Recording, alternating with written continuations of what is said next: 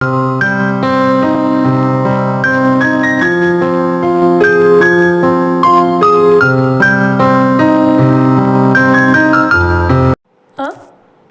അമ്മേ, ദേ ഇതെൻ്റെ അമ്മക്കുട്ടിക്ക്, ദേ ഇതെൻ്റെ ചേച്ചിക്ക്. വസുന്ധരാമ്മയുടെ മുറിക്ക് മുന്നെത്തിയപ്പോൾ ഒരു സംസാരം കേട്ടു. നോക്കിയപ്പോൾ അച്ചു. ഞാൻ മുറിയിലേക്ക് കയറി. ഒപ്പം വേറെ ആരോ കൂടി ഉണ്ടായിരുന്നു. ആ ചേച്ചി വന്നോ? നീ എപ്പോൾ വന്നു? ഉച്ചയാകുമെന്ന് അമ്മ പറഞ്ഞത്. ഉച്ചയ്ക്കേ എത്തുള്ളായിരുന്നു. പിന്നെ മനുവേട്ടുണ്ടായിരുന്നുകൊണ്ട് രാവിലെ തന്നെ എത്തി. മനുവേട്ടൻ, ആ പേര് കേട്ടതും ഏട്ടനെ കാണാൻ എൻ്റെ ഉള്ളു തുടിച്ചു. എൻ്റെ കണ്ണുകൾ മനുവേട്ടനെ തിരയാൻ തുടങ്ങി. ആ ചേച്ചി, ഇത് അനുപല്ലവി, എൻ്റെ സ്വന്തം അനു. അവൾ കൂടെയുള്ളയാളെ പരിചയപ്പെടുത്തി. അനു, ഇതാരാണെന്ന് നിനക്ക് മനസ്സിലായില്ലേ? മനസ്സിലായി, മഹിതയല്ലേ? ഞാൻ അതേ എന്ന് തലയാട്ടി. അപ്പോഴും എൻ്റെ മിഴികൾ മനുവേട്ടനെ തിരയുകയായിരുന്നു.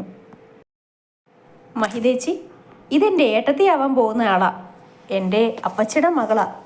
അച്ചു അത് പറഞ്ഞപ്പോൾ ഞാനൊന്ന് ഞെട്ടി. അനുവിൻ്റെ ഏട്ടൻ്റെ കല്യാണം പണ്ടേ നിശ്ചയിച്ചതാ. ഏട്ടനും ഇഷ്ടം അനുവിനെ. അനുവിൻ്റെ ക്ലാസ് കഴിയാൻ കാത്തിരുന്നതാ. അപ്പച്ചി മുഹൂർത്തമെല്ലാം നോക്കിയെന്ന് പറഞ്ഞു. അടുത്ത മാസം എന്തായാലും ഉണ്ടാവും. അച്ചു പറഞ്ഞത് പകപ്പോടെ ഞാൻ കേട്ടു നിന്നു. അപ്പോൾ ഞാൻ കണ്ടത് അതെല്ലാം മനുവേട്ടൻ എന്നെ ചതിക്കായിരുന്നോ? അപ്പോൾ എന്നോട് പറഞ്ഞതെല്ലാം കളവായിരുന്നോ? കേട്ടതൊന്നും സത്യമാകല്ലേ എന്ന് പ്രാർത്ഥിച്ചെങ്കിലും അമ്മയും അത് ശരിവെച്ചു. എനിക്ക് എന്നോട് തന്നെ ദേഷ്യം തോന്നാൻ തുടങ്ങി. അനുവാദം കൂടാതെ വന്ന കണ്ണുനീർത്തുള്ളികളെ ആരും കാണാതെ തുടച്ചു നീക്കി. ഇല്ല, കേട്ടതൊന്നും കളവല്ല, സത്യം തന്നെയാണ്. തെറ്റുപറ്റിയത് തനിക്കാണ്. ചേച്ചി ചേച്ചി ചേച്ചി എന്തൊക്കെ ആലോചിക്കുന്നത്? ഒന്നുമില്ല മോളെ, നിങ്ങളെവിടെ ഇരിക്കുക, ഞാൻ അമ്മയ്ക്കുള്ള ഭക്ഷണം എടുത്തിട്ട് വരാം. അതും പറഞ്ഞ് ഞാൻ മുറിയിൽ നിന്ന് പുറത്തേക്ക് ഇറങ്ങിയതും എനിക്കെതിരായി മനുവേട്ടൻ വന്നു. എന്നെ കണ്ടപ്പോൾ ആ മുഖത്ത് വല്ലാത്തൊരു സന്തോഷമായിരുന്നു. പക്ഷേ ഞാനത് ശ്രദ്ധിക്കാതെ നടന്നു. എന്തിനാ മനുവേട്ട എന്നെ പറഞ്ഞു പറ്റിച്ചത്? ഞാൻ പോലും അറിയാതെ എപ്പോഴോ മനുവേട്ടൻ എൻ്റെ മനസ്സിൽ കയറിപ്പോയി. ഞാനിനി എങ്ങനെയാ? അമ്മയ്ക്ക് ഭക്ഷണം എടുക്കുമ്പോഴും മനസ്സിൽ മുഴുവനും ഈ ഒരു കാര്യം മാത്രമേ ഉണ്ടായുള്ളൂ. തിരിച്ചു മുറിയിലെത്തിയപ്പോൾ അമ്മയ്ക്കൊപ്പം മനുവേട്ടൻ മാത്രമേ ഉണ്ടായുള്ളൂ. ഞാൻ മനുവേട്ടന് മുഖം കൊടുക്കാതെ അമ്മയ്ക്ക് ഭക്ഷണം കൊടുത്തു. ഇടയ്ക്കറിയാതെ നോക്കിയപ്പോഴും ആ കണ്ണുകൾ എന്നിൽ തന്നെ നോക്കിയിരിക്കുന്നുണ്ടായിരുന്നു. ഉച്ചയ്ക്കുള്ള ഭക്ഷണം കഴിച്ച് അമ്മ നല്ല ഉറക്കത്തിലാണ്. ഞാൻ കുറച്ചു നേരം ബാൽക്കണിയിൽ ചെന്ന് നിന്നു. അച്ചുവും മനുവും കൂടി പുറത്തെവിടെയോ പോയേക്കുകയാണ്. ഒറ്റയ്ക്കായതുകൊണ്ട് കുറച്ചു നേരം അവിടെ ചെന്ന് നിന്നു. മഹി, പെട്ടെന്നുള്ള വിളി കേട്ട് തിരിഞ്ഞു നോക്കിയപ്പോൾ മനുവേട്ടനെ കണ്ടതും ഞാൻ അവിടെ നിന്നും മുറിയിലേക്ക് നടന്നു. പെട്ടെന്ന് മനുവേട്ടൻ എൻ്റെ കയ്യിൽ കയറി പിടിച്ചു. എനിക്ക് നിന്നോട് കുറച്ച് സംസാരിക്കാനുണ്ട്. എനിക്കൊന്നും കേൾക്കാൻ താല്പര്യമില്ല. അതും പറഞ്ഞ് മനുവേട്ടൻ്റെ കൈ മാറ്റി ഞാൻ മുറിയിലേക്ക് നടന്നു. ഇനി എന്താ മനുവേട്ടന് പറയാനുള്ളത്? ഞാൻ എല്ലാം അറിഞ്ഞു. ഇനി അത് ആ നാവിൽ നിന്ന് കൂടി കേൾക്കാൻ വയ്യ. മുറിയിൽ കയറി വാതിലടച്ച് അത്രയും നേരം അടക്കി വെച്ചതെല്ലാം ഒരു നിമിഷം കൊണ്ട് പുറത്തേക്ക് വന്നു. മനുവേട്ടനെ ഞാൻ മറക്കാൻ ശ്രമിക്കുമ്പോൾ പൂർവാധികം ശക്തിയോടെ മനുവേട്ടൻ എൻ്റെ മനസ്സിൽ സ്ഥാനം പിടിക്കുകയായിരുന്നു. ദിവസങ്ങൾ കടന്നു ചെല്ലുന്തോറും മനുവേട്ടൻ എനിക്ക് പ്രിയപ്പെട്ടതായി മാറുകയായിരുന്നു. മനുവേട്ടനെ മറ്റൊരാൾക്ക് വിട്ടുകൊടുക്കാൻ മനസ്സ് സമ്മതിക്കുന്നില്ലായിരുന്നു. എങ്കിലും ഞാൻ എൻ്റെ മനസ്സിനെ നിയന്ത്രിക്കാൻ ശ്രമിച്ചു. മനുവേട്ടൻ സംസാരിക്കാൻ വരുമ്പോഴൊക്കെ ഒഴിഞ്ഞു മാറി. അതും മനുവേട്ടൻ എന്ന പോലെ എന്നെയും വേദനിപ്പിച്ചു. എത്രയും പെട്ടെന്ന് ഇവിടുത്തെ ജോലി മതിയാക്കണം, അതായിരുന്നു പിന്നീടുള്ള എൻ്റെ തീരുമാനം. പക്ഷേ അമ്മയോട് എങ്ങനെ പറയും? സ്വന്തം മകളായാണ് ഇതുവരെ കണ്ടിട്ടുള്ളത്. പെട്ടെന്ന് അങ്ങനെ പറഞ്ഞാൽ അത് വേണ്ട. എന്തായാലും കല്യാണം വരെ പിടിച്ചു നിൽക്കാൻ നോക്കണം. അത് കഴിഞ്ഞ് അമ്മയോട് പറയാം. ദിവസങ്ങൾ കഴിയുന്തോറും ഞാൻ മനുവേട്ടനിൽ നിന്ന് അകന്നുകൊണ്ടിരുന്നു. പിന്നെ ഞാൻ മനുവേട്ടന് മുന്നിലേക്ക് പോകാതെയായി. ഇന്ന് ഇറങ്ങാൻ കുറച്ച് വൈകി. നേരെ വിരട്ടി തുടങ്ങി. ബസ് കിട്ടിയാൽ മതിയായിരുന്നു. അതും പറഞ്ഞ് നടക്കുമ്പോഴാണ് കണ്ടത് വഴിയിൽ നിൽക്കുന്ന മനുവേട്ടനെ. ഞാൻ മനുവേട്ടനെ കാണാത്ത പോലെ മുന്നോട്ട് നടന്നു. മഹി, അവിടെ നിന്നേ, എനിക്ക് കുറച്ച് സംസാരിക്കണം. എനിക്കൊന്നും സംസാരിക്കാനില്ല. ഇല്ല, നീ അങ്ങോട്ടും പോകുന്നില്ല. എനിക്ക് പറയാനുള്ളത് കേട്ടിട്ട് പോയാൽ മതി. എന്നെ പറയാൻ അനുവദിക്കാതെ മനുവേട്ടനിടയിൽ കയറി. ആ മുഖം ദേഷ്യത്താൽ ചുവന്നിരിപ്പുണ്ടായിരുന്നു. നിനക്കെന്താ നിന്റെ പ്രശ്നം? ഞാൻ കുറച്ചായി ശ്രദ്ധിക്കുന്നു. എന്നോട് സംസാരിക്കാൻ മടി. ഞാൻ എന്തെങ്കിലും പറയാൻ വന്നാൽ നീ ഒഴിഞ്ഞു മാറുന്നു. എന്താ നിനക്ക് പറ്റിയത്? എന്താ കാരണമെന്ന് പറഞ്ഞിട്ട് നീ പോയാൽ മതി. കുറച്ചു നേരം ഞാനൊന്നും മിണ്ടാതെ നിന്നു. മനുവേട്ടൻ എന്തിനാ എൻ്റെ പിറകെ ഇങ്ങനെ നടക്കുന്നത്? അതിനുള്ള ആൾ വീട്ടിലുണ്ടല്ലോ. മനുവേട്ടന് സംസാരിക്കാൻ തോന്നുമ്പോൾ അങ്ങോട്ട് ചെന്നാൽ മതി, വെറുതെ എൻ്റെ പുറകെ നടക്കണ്ട. ഒറ്റ ശ്വാസത്തിൽ ഞാനത് പറഞ്ഞു നിർത്തി. നീ ഇത് ആരെ പറ്റിയാ മഹി പറയുന്നത്? അനുവാണോ? ഓ, മനസ്സിലായി. പിന്നെ എന്തിനാ ഇനിയും എൻ്റെ മുമ്പിൽ ഇങ്ങനൊരു നാടകം? നീ ഇത് എന്തൊക്കെയാ മഹി പറയുന്നത്? ആര് നാടകം കളിച്ചു എന്ന് നീ പറയുന്നത്? എനിക്കൊന്നും മനസ്സിലാകുന്നില്ല. ഇല്ല, ഒന്നും മനസ്സിലാകില്ല. എന്നാൽ എനിക്കെല്ലാം മനസ്സിലായി. നിങ്ങൾക്ക് കല്യാണം കഴിക്കാൻ ഒരാളും കൊണ്ട നടക്കാൻ വേറൊരാളും വേണമെന്ന്. പറഞ്ഞു തീർന്നതും മനുവേട്ടൻ്റെ കൈ എൻ്റെ മുഖത്ത് പതിച്ചിരുന്നു. കൂടുതലൊന്നും പറയാതെ മനുവേട്ടൻ കാറിൽ കയറി. ഞാൻ പറഞ്ഞത് കുറച്ച് കൂടിപ്പോയെന്നറിയാം. പക്ഷേ മനുവേട്ടനെ ഒഴിവാക്കാൻ അതല്ലാതെ വേറൊരു വഴിയും ഞാൻ കണ്ടില്ല. ഇന്നാണ് ആ ദിവസം, മനുവേട്ടൻ്റെയും മനുവിൻ്റെയും കല്യാണം. ആദ്യം കല്യാണത്തിന് പോകണ്ട എന്നാണ് തീരുമാനിച്ചത്. പക്ഷേ മനുവേട്ടൻ മറ്റൊരാളുടെ കഴുത്തിൽ താലി ചാർത്തുന്നത് എനിക്ക് കാണണം. എങ്കിൽ മാത്രമേ എൻ്റെ മനസ്സിൽ നിന്ന് മനുവേട്ടൻ പോവുകയുള്ളൂ. എല്ലാവർക്കും ഡ്രസ്സ് എടുത്തപ്പോൾ എനിക്കും കിട്ടി ഒരു പുതിയ സാരി. ഞാൻ ആ സാരിയും എടുത്ത് റെഡിയായി ഇറങ്ങി. മനുവേട്ടൻ അനുവിൻ്റേതാകുന്നത് കൺകുളിർക്ക കാണണം, അതുമാത്രമായിരുന്നു മനസ്സിൽ. ഓഡിറ്റോറിയത്തിലെത്തിയപ്പോൾ മുന്നിൽ തന്നെ അച്ചുണ്ട്. എന്നെ കാത്തു നിൽക്കുകയായിരുന്നു എന്ന് മനസ്സിലായി. ചേച്ചി എന്താ വൈകിയത്? ഒന്ന് വേഗം വാ. എന്നെ കണ്ടതും അച്ചു വേഗം കൈക്ക് പിടിച്ചു വലിച്ചുകൊണ്ടുപോയി. അനു റെഡിയാകുന്നതേ ഉള്ളൂ.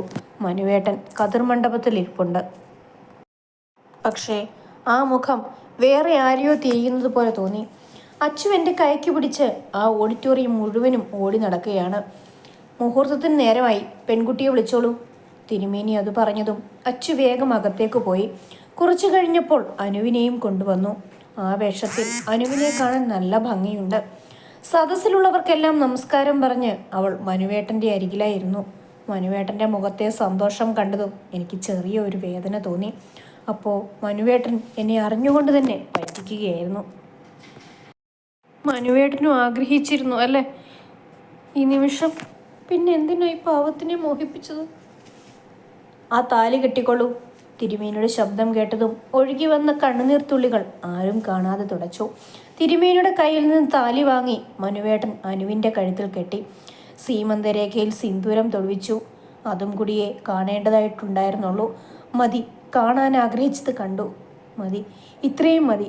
ഇനി ഇവിടെ നിൽക്കണ്ട, പോകാം. ആരോടും ഒന്നും പറയാതെ അവിടെ നിന്നും നടന്നു. ഇല്ല, ഇനി മനുവേട്ടൻ എൻ്റെ മനസ്സിലില്ല. ഒഴുകി വന്ന കണ്ണുനീർ തുടച്ചു മാറ്റി മുന്നോട്ട് നടന്നു. പെട്ടെന്ന് ആരോ കയ്യിൽ കയറി പിടിച്ചു. നോക്കിയപ്പോൾ അച്ചു. ചേച്ചി, ചേച്ചി പോകുവാണോ? അത് പിന്നെ അച്ചു, ഞാൻ ചേച്ചി ഇങ്ങി വന്നേ, എനിക്കൊരു കാര്യം പറയാനുണ്ട്. അച്ചു, അത് പിന്നെ പറയാം മോളെ, എനിക്കിപ്പോൾ പോകണം. അതും പറഞ്ഞ് അച്ചുവിൻ്റെ കൈ വിടുവിച്ച് മുന്നോട്ട് നടന്നു. എന്നാ ചേച്ചി പൊക്കോ, ഇനി എന്നോട് മിണ്ടാൻ വരരുത്. ഞാൻ പറയുന്നത് കേൾക്കാൻ പോലും നേരമില്ലല്ലോ. അച്ചു അങ്ങനെ പറഞ്ഞതും മുന്നോട്ട് വെച്ച കാൽ ഞാൻ പിന്നോട്ട് വെച്ചു. അച്ചു മോളെ, എനിക്ക് വേണ്ട. ചേച്ചി ഒന്നും പറയണ്ട. ചേച്ചിക്ക് പോകണമെങ്കിൽ പൊക്കോ, ഞാൻ തടയില്ല. എൻ്റെ ഒരു ചോദ്യത്തിന് ഉത്തരം തന്നിട്ട് ചേച്ചി പൊക്കോ. ഞാൻ എന്തെന്ന രീതിയിൽ അവളെ നോക്കി. ചേച്ചിക്ക് എന്തോ വിഷമമുണ്ടെന്ന് എനിക്ക് മനസ്സിലായി. ഞാനന്ന് ഏട്ടൻ്റെയും അനുവിൻ്റെയും കല്യാണത്തിനെക്കുറിച്ച് പറഞ്ഞപ്പോൾ മുതലാണ് ചേച്ചിക്ക് ഈ മാറ്റമൊന്നും മനസ്സിലായി. ഇപ്പോൾ ചേച്ചി പെട്ടെന്ന് പോകാനൊരുങ്ങുന്നതും ചേച്ചിയുടെ കണ്ണ് നിറഞ്ഞതുമൊക്കെ എന്തിനാണെന്നും എനിക്കറിയാം. അച്ചു, നീ ഇത് എന്തൊക്കെയായി പറയുന്നത്? എനിക്കൊരു വിഷമവുമില്ല. ഉള്ളിലെ വേദന മറച്ചു വെച്ച് അവളോട് പറഞ്ഞു. വേണ്ട ചേച്ചി, ഇനി എത്രയൊക്കെ കള്ളം പറഞ്ഞാലും എനിക്കത് മനസ്സിലാവും. കാരണം ചേച്ചിയുടെ നാവ് പറയുന്ന കള്ളം ചേച്ചിയുടെ കണ്ണ് പറയില്ല. ആ കണ്ണിൽ കാണാം ചേച്ചിയുടെ സങ്കടം, ഒരു നഷ്ടബോധം. എനിക്കങ്ങനെ ഒരു വിഷമവും ഇല്ല അച്ചു.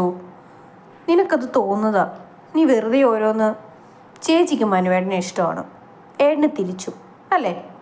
ഞാൻ പറയുന്നത് മുഴുവിപ്പിക്കാൻ അനുവദിക്കാതെ അച്ചു ഇടയിൽ കയറി പറഞ്ഞു.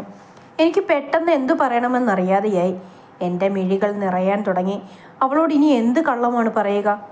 ചേച്ചി വാ, എനിക്കൊരാളെ പരിചയപ്പെടുത്താനുണ്ട്. അതും പറഞ്ഞ് അവൾ എൻ്റെ കയ്യിൽ പിടിച്ചുകൊണ്ട് അകത്തേക്ക് പോയി. അച്ചു, നീ ഇത് എങ്ങോട്ടാണ് എന്നെ കൊണ്ടുപോകുന്നത്? ഞാൻ ചോദിക്കുന്നതിനൊന്നും മറുപടി പറയാതെ അവൾ എന്നെ ആളൊഴിഞ്ഞ മുറിയിലേക്ക് കൊണ്ടുപോയി. ചേച്ചി ഇവിടെ നിൽക്ക്, 2 മിനിറ്റ്, ഞാൻ ഇപ്പോൾ വരാം. അതും പറഞ്ഞ് അവൾ പുറത്തേക്ക് പോയി. കുറച്ചു കഴിഞ്ഞ് അച്ചു തിരിച്ചു വന്നു. ഒപ്പം മനുവേട്ടനും ഉണ്ടായിരുന്നു. മനുവേട്ടനെ കണ്ടതും ഞാൻ അവിടെ നിന്ന് പോകാനൊരുങ്ങി. പക്ഷേ അച്ചു എന്നെ തടഞ്ഞു നിർത്തി. ചേച്ചിക്ക് പോകാം. എനിക്ക് പറയാനുള്ളത് കേട്ടിട്ട് ചേച്ചി പൊക്കോ. ആരും ചേച്ചിയെ തടയില്ല. ഞാൻ അച്ചുവിൻ്റെ മുഖത്തേക്ക് നോക്കി. ഒപ്പം മനുവേട്ടൻ്റെയും. ആ ഏട്ടാ, ഇതാ ഞാൻ പറഞ്ഞ ആള്, മഹിതേച്ചി, അമ്മയുടെ പ്രിയപ്പെട്ട മഹി. ഏട്ടൻ പറഞ്ഞില്ലായിരുന്നോ ചേച്ചിയെ കാണണമെന്ന്? ചേച്ചി, ഇതെൻ്റെ ഏട്ടൻ. ഏട്ടൻ വന്നപ്പോൾ തുടങ്ങി ചേച്ചിയെ തിരക്കുന്നതാ. ഇപ്പോഴാണ് സമയം കിട്ടിയത്. അച്ചു, നീ എന്താ എന്നെ കളിപ്പിക്കുകയാണോ? ഞാൻ എന്താ മനുവേട്ടനെ ആദ്യമായിട്ടാണ് കാണുന്നത്? ഇങ്ങനെ പരിചയപ്പെടുത്താൻ. ചേച്ചി പറഞ്ഞത് ശരിയാ, മനുവേട്ടനെ ചേച്ചി ആദ്യമായിട്ടല്ല കാണുന്നത്. പക്ഷേ ഇത് മനുവേട്ടനല്ല. അച്ചു, നിനക്കെന്തോ വട്ടായോ? മനുവേട്ടനെ മുന്നിൽ കൊണ്ട് നിർത്തിയിട്ട് അത് മനുവേട്ടനല്ലെന്ന് പറയുന്നു. നീ എന്താ നിന്റെ ഏട്ടനെ പോലെ എന്നെ പറ്റിക്കാൻ നോക്കുക? ചേച്ചി, ഞാൻ ആരെയും പറ്റിക്കാൻ നോക്കുന്നില്ല. അതുപോലെ എൻ്റെ മനുവേട്ടനും ചേച്ചിയെ പറ്റിച്ചിട്ടില്ല. ചേച്ചിക്ക് ഒരു തെറ്റിദ്ധാരണ ഉണ്ടായിട്ടുണ്ട്. ഇല്ലേ അച്ചു? എനിക്കൊരു തെറ്റിദ്ധാരണയുമില്ല. പിന്നെ നിന്റെ ഏട്ടൻ. ഹലോ, ഇവിടെ എന്താ നടക്കുന്നത്? അച്ചു, നീ എന്നെ ഇയാളെ പരിചയപ്പെടുത്താൻ വന്നിട്ട് മനുവിൻ്റെ പേര് പറഞ്ഞ് തല്ലുപിടിക്കുന്നത് എന്തിനാ? മനുവേട്ടൻ്റെ ചോദ്യം കേട്ടതും ഞാൻ ഒന്ന് ഞെട്ടി. മനുവേട്ടൻ ഇത് എന്താ പറ്റിയത്? എന്നെ ഒരു പരിചയമില്ലാത്തതുപോലെ. ചേച്ചി, ഇത് അച്ചു, എന്നെ ഞാൻ തന്നെ അയാൾക്ക് പരിചയപ്പെടുത്തി കൊടുത്തോളാം. മനുവേട്ടൻ ഇടയിൽ കയറി പറഞ്ഞു. ഹായ് മഹിത, ഞാൻ അഭിനവ് മനു പ്രതാപ്, മനുവിൻ്റെ ഇരട്ട സഹോദരൻ. അത് കേട്ടതും എനിക്ക് തല കറങ്ങുന്നത് പോലെ തോന്നി. അച്ചു, ഇത് മനുവേട്ടൻ? എനിക്കൊന്നും മനസ്സിലാകുന്നില്ല. ചേച്ചി, ഇത് മനുവേട്ടനല്ല, അഭിയേട്ടനാണ്. മനുവേട്ടൻ്റെ അല്ല, അഭിയേട്ടൻ്റെ കല്യാണമാണ് ഇന്ന് നടന്നത്. മനുവേട്ടന് എത്ര പ്രാവശ്യം ഇത് പറയാൻ വന്നതാ. ചേച്ചി ഒന്ന് കേൾക്കാൻ നിന്ന് കൊടുത്താലല്ലേ പറയാൻ പറ്റൂ. അഭി, നീ ഇവിടെ നിൽക്കുകയാണോ? നിന്നെ അവിടെ അന്വേഷിക്കുന്നുണ്ട്, വേഗം ചെല്ല്. ശബ്ദം കേട്ടിടത്തേക്ക് നോക്കിയപ്പോൾ മനുവേട്ടൻ. എനിക്ക് പിന്നെ എന്ത് ചെയ്യണമെന്നറിയാതെയായി. മനുവേട്ടൻ്റെ മുഖത്തേക്ക് നോക്കിയപ്പോൾ മനസ്സിലായി ആള് നല്ല ദേഷ്യത്തിലാണെന്ന്. എന്നാൽ ശരി മഹിത, നമുക്ക് വിശദമായി പിന്നെ പരിചയപ്പെടാം. ഞാൻ അങ്ങോട്ട് ചെല്ലട്ടെ. അതും പറഞ്ഞ് അഭിയേട്ടൻ പോയി. അച്ചു, നീ ഇവിടെ എന്തെടുക്കുക? നിന്നെ അമ്മ വിളിക്കുന്നുണ്ട്. വെറുതെ ആവശ്യമില്ലാത്തവരോട് സംസാരിച്ചിരിക്കാതെ നീ വരാൻ നോക്ക്. അതും പറഞ്ഞ് മനുവേട്ടനും പോയി. മഹിതേച്ചി, ചേച്ചി വിഷമിക്കേണ്ട. മനുവേട്ടൻ കുറച്ച് ദേഷ്യത്തിലാണ്, അത് മാറിക്കോളും. ചേച്ചി മുഖമൊക്കെ കഴുകിയിട്ട് വാ, നമുക്ക് അങ്ങോട്ട് പോവാം. അച്ചു, മോളെ നീ പൊക്കോ, ഞാൻ വന്നോളാം. എനിക്ക് കുറച്ച് നേരം ഒന്ന് ഒറ്റയ്ക്കിരിക്കണം. ഞാൻ വരാം, മോള് ചെല്ല. ഞാൻ അച്ചുവിനെ പറഞ്ഞു വിട്ടു. മനുവേട്ടനെ ഇനി എന്തു പറഞ്ഞാ ഞാൻ? എൻ്റെ ദേവി, ഞാൻ എന്ത് ചെയ്യാം? മനുവേട്ടൻ എന്നോട് നല്ല ദേഷ്യത്തിലാണ്. എന്നെ കേൾക്കാൻ ഇനി മനുവേട്ടൻ തയ്യാറാകില്ല. മനുവേട്ടനെ കേൾക്കാൻ നിന്നിരുന്നുവെങ്കിൽ എനിക്ക് എൻ്റെ കണ്ണുകളെ തടയാനായില്ല. കുറേ നേരം അങ്ങനെ തന്നെ നിന്നു. പിന്നെ മുഖം കഴുകി അങ്ങോട്ട് ചെന്നു. മനുവേട്ടൻ എന്നെയൊന്ന് നോക്കുക പോലും ചെയ്യുന്നില്ലായിരുന്നു. എന്നെ കാണുമ്പോൾ ഒഴിഞ്ഞു മാറി നടക്കാൻ തുടങ്ങി. എനിക്കത് സഹിക്കാനായില്ല. ഞാൻ മനുവേട്ടനെ എത്ര വേദനിപ്പിച്ചുവെന്ന് എനിക്ക് അപ്പോഴാണ് മനസ്സിലായത്.